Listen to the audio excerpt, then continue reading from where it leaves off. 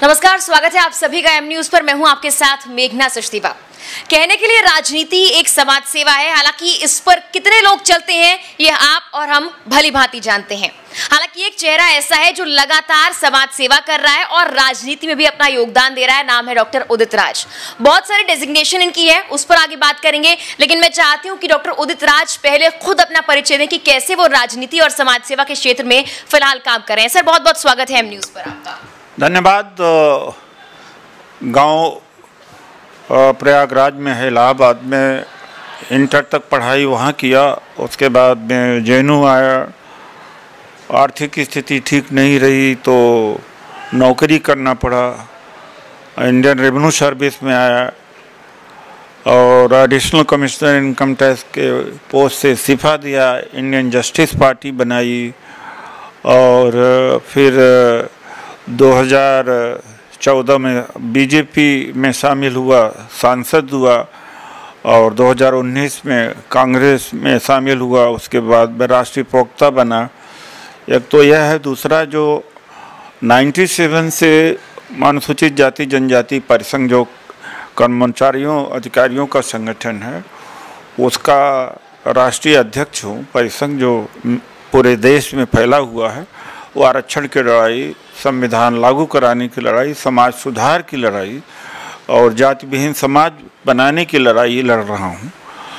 तो यही एक छोटा सा परिचय है। अभी खोरी गांव में 10,000 से ज़्यादा घर हैं और आबादी लगभग 1 लाख से ज़्यादा होगी और उनको उजाड़ा जा रहा है। 1970 से बसना शुरू किए हैं और मुरादाबाद और तमाम जगहों से लोग अपना छोटा मोटा ज़मीन जायदाद बेच करके कर्ज ले करके ज़मीन खरीदा यहाँ पर, फिर बसने लगे। फिर बिजली का कनेक्शन भी दिया गया, वहाँ पर वोटर आई कार्ड भी बने, आधार कार्ड भी बने और प्राइम मिनिस्टर उदय योजना भी वहाँ पर लागू हुई। उसके बाद में इनको वहाँ से उजाड़ा जा रहा है और कहा जाता है कि फॉरेस्ट की जगह है। अगर फॉरेस्ट की जगह थे इतने दिनों तक 50 साल तक बसने क्यों दिया गया? फॉरेस्ट अधिकारियों के खिलाफ एक्शन क्यों नहीं किया जाता है? एक बात। दूसरी बात है कि इनको कहीं वैकल्पिक व्यवस्था तो किया जाना चाहिए।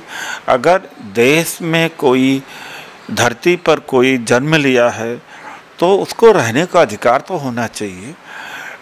चूँकि ये मोदी सरकार और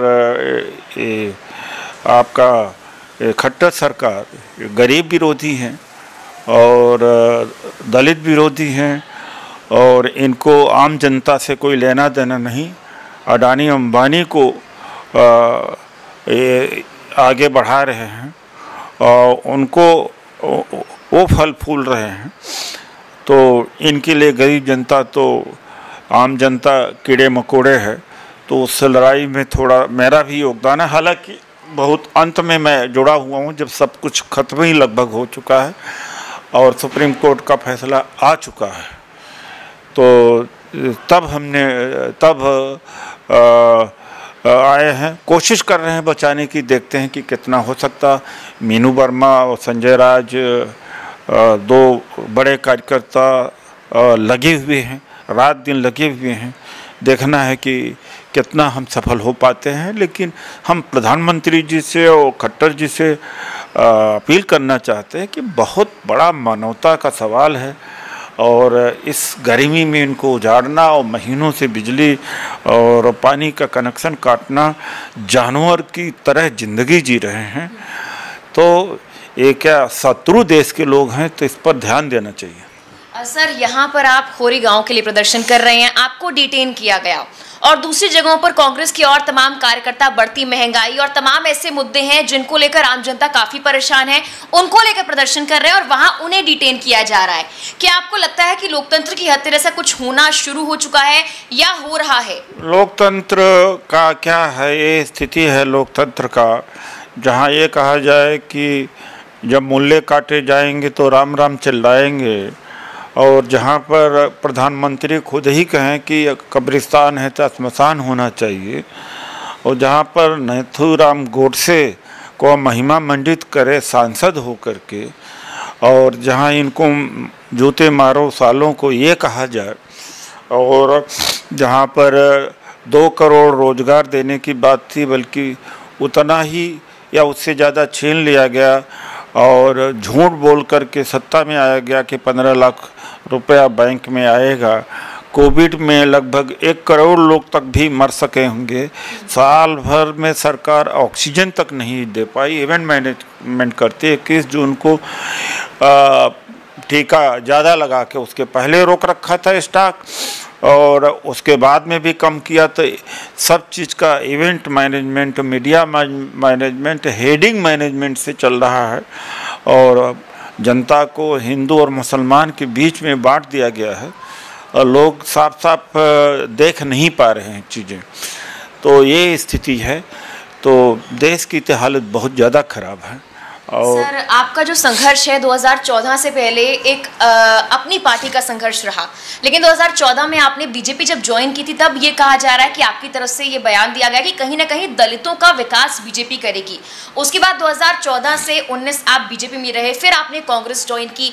तो ये जो टाइम आपने बीजेपी के साथ गुजारा, क्या आपको लगा कि उस वक्त दलितों पर ध्यान देना चाहिए था, पिछड़े वर्गों पर ध्यान देना चाहिए था?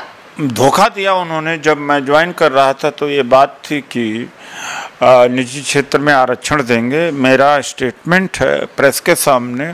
उसके बाद में निजी क्षेत्र में आरक्षण क्या देना, बल्कि गवर्नमेंट विभाग और PSUs का, शिक्षण संस्थाओं का निजीकरण करके और नुकसान करना शुरू किया। तो इसीलिए मैं इनके खिलाफ शुरू से ही खड़ा हो गया था। और खड़ा होने का मतलब ये था कि कोई हमने गलत नहीं किया है, बल्कि मेरा यह एहसान था। उस समय इन्हें नहीं पता था कि अपने बूते पर सरकार बना लेंगे। इस समय कर्ज थी, मेरे घर पर चल कर के आए ये लोग, घर पर चल कर के आए और कहा कि हम आपको लड़ाना चाहते हैं। तो उस समय इनको दलित वोट की दरकार थी, ज़रूरत थी। जब एक बार संभल गए, सत्ता में आ गए, तब धोखा दे दिया। सर, इस धोखे के बाद आपने नई पार्टी ज्वाइन की, कांग्रेस फिलहाल सत्ता में नहीं है, लेकिन लगातार प्रदर्शन कांग्रेस कर रही है। आने वाले चुनावों की जब हम बात करते हैं तो बार बार हमें यही सुनने को मिलता है कि कांग्रेस उस लिहाज से नहीं उठ पा रही है जैसे उसे उठना चाहिए। आम जनता की आवाज विपक्ष होता है, लेकिन आम जनता की आवाज बनकर विपक्ष फिलहाल क्यों नजर नहीं आ रहा है? क्या मीडिया की कमी है? क्या उनको कवरेज नहीं मिल पा रहा है, या फिर वो कर नहीं पा रहे हैं? आने वाले चुनावों के लिए क्या तैयारी है, और कैसे कांग्रेस वापस से सत्ता में आने के लिए एक्टिव होगी? क्योंकि अगर विपक्ष आवाज नहीं बुलंद करेगा आम जनता की, तो आखिर कौन करेगा? मीडिया जो सरकार से सवाल करने की बजाय विपक्ष से सवाल करती है। सरकार अपने पक्ष में या बीजेपी पक्ष में उतना प्रचार नहीं कर पाती जितना मीडिया इनके यहाँ प्रचार कर देती है इनके लिए। तो समाज को गुमराह कर लिया है। तो मीडिया की बहुत बड़ी भूमिका है जनतंत्र ख़त्म करने का, और इस देश के अंदर जो गरीबी हुई है, बढ़ी है, उसके लिए मीडिया बहुत हद तक जिम्मेदार है। और इस तरह से यह देश ख़त्म होता नज़र आ रहा है। और आज जो GDP है, कुल घरेलू सकल उत्पाद जो होता है, कभी टॉप दुनिया के टॉप 10 देशों के में आता था, अब 166वां 166 रैंक पर पहुंच गया है, और बांग्लादेश से भी ज़्यादा हम गरीब हो गए हैं। तो इसमें मीडिया का योगदान है। अगर 50-60 लाख से ज़्यादा लोग जो मरे हैं, इसमें मीडिया का योगदान है। अगर सवाल किया होता मोदी जी से, आज तक मोदी जी से पर कोई सवाल नहीं किया, कभी कोई विषय नहीं रखा गया मोदी जी के ऊपर कि 15 लाख का क्या हुआ, 2 करोड़ का क्या हुआ, 100 स्मार्ट सिटी का क्या हुआ, काले धन वाला क्या हुआ, 2022 में सबको मकान मिल जाएगा क्या हुआ, किसानों का इनकम 2 गुनी हो जाएगी, उस पर क्या हुआ, आज तक कभी चर्चा ही नहीं है। तो इस देश का ये मीडिया है नहीं, पत्रकार तक पिट रहे हैं तो भी मीडिया वाले चुप हैं। तो इस तरह से मीडिया इस देश की बिक गई है। सर, आपने मीडिया पर तो एक तरह से तंज कसा, मेन स्ट्रीम मीडिया इसे कितना आगे लेकर जाएगा, कितनी सुनेगा, ये देखने वाली बात है। आप किसान आंदोलन में काफ़ी एक्टिव रहे हैं, किसानों की बात की है, किसानों का मुद्दा आपने काफ़ी उठाया है, मैंने खुद आपको ग्राउंड पर वहाँ पर कई बार देखा है। लेकिन उस दौरान आप वहाँ पर थे और अब काफ़ी वक्त बीत चुका है, अब भी किसानों का कोई जो मुद्दा है वो सुलझ नहीं पाया है। क्या सरकार इतने महीने के बाद भी देश के अन्नदाता की सुन नहीं रही है, और अगर नहीं सुन रही तो परिणाम क्या हो सकते हैं? देखिए, ऐसा है कि किसानों के साथ बड़ा अन्याय हो रहा है, क्योंकि अडानी को एक कृषि सेक्टर में ले आकर के पूरे देश को गुलाम बनाना चाहते हैं। आज जो आटा 30 रुपये या 40 रुपये किलो है, जब ये तीनों कानून लागू हो जाएंगे, MSP नहीं रहेगी, तो 150 रुपये या 100 रुपये किलो भी आटा बिक सकता है।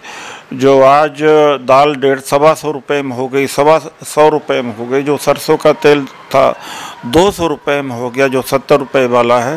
तो आटे के साथ भी यही हुआ कि तो किसान केवल अपनी लड़ाई नहीं लड़ रहा, बल्कि पूरे देश की लड़ाई लड़ रहा, आम जनता की लड़ाई लड़ रहा है, और आम जनता को समझना चाहिए इसको।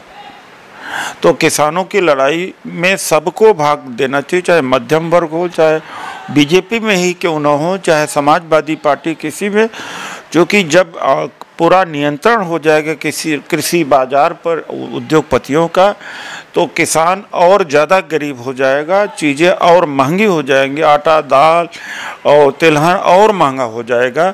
तो किसान की लड़ाई तो पूरे देश की लड़ाई है। बिल्कुल सर, आपने सही कहा, किसान की लड़ाई पूरे देश की लड़ाई है। सर, दो चीज़ें जो फिलहाल खबरों में काफ़ी ज़्यादा बनी हुई हैं वो ये हैं, एक तो कैबिनेट का फेरबदल हुआ है, और दूसरी बात जनसंख्या नियंत्रण कानून लाया जा रहा है। इन दोनों ही चीज़ों को लेकर आपने ट्वीट किया है, मैं आपके विचार इन पर जानना चाहूँगी। देखिए, ऐसा है कि पावर तो देंगे नहीं, शेड्यूल ट्राइब का मंत्रियों की संख्या बढ़ा दिया, OBC की बढ़ा दिया।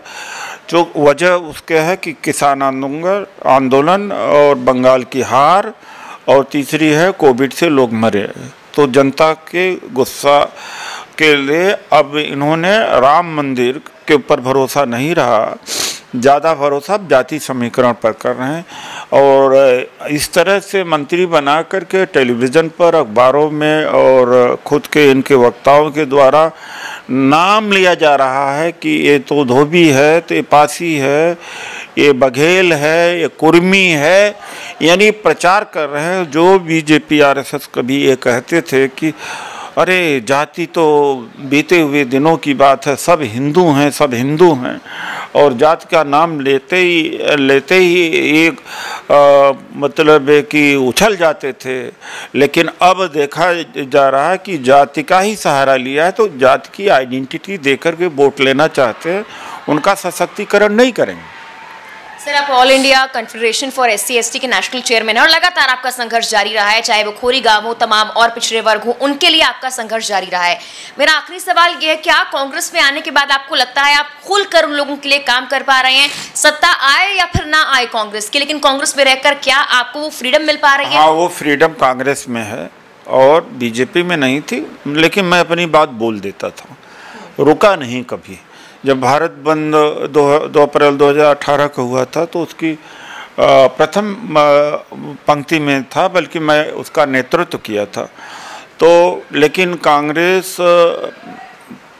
में पहले भी जाना चाहता था, जिसके वजह से नहीं हो पाया। और लेकिन अब हम सही जगह पे हैं, और सत्ता में आए या न आए उसका कोई मुझे दरकार नहीं। तो बिल्कुल डॉक्टर उदित राज से हमने एक खास बातचीत की। इनका साफ तौर पर कहना है कि सत्ता आए या ना आए, लेकिन जिस संघर्ष से शुरू से इन्होंने शुरू किया था, उस संघर्ष को आगे ले जाने में जो पार्टी उनकी मदद करेगी, उसी के साथ फिलहाल वो जुड़े हुए हैं, और ऐसे ही वो काम करते रहेंगे। और भारतीय जनता पार्टी की तरफ से लिए गए तमाम फैसलों पर तंज भी कसा, और मेन स्ट्रीम मीडिया पर भी एक बड़ा सवाल डॉक्टर उदित राज ने खड़ा किया है। फिलहाल के लिए इस खास बातचीत में इतना ही। नमस्कार।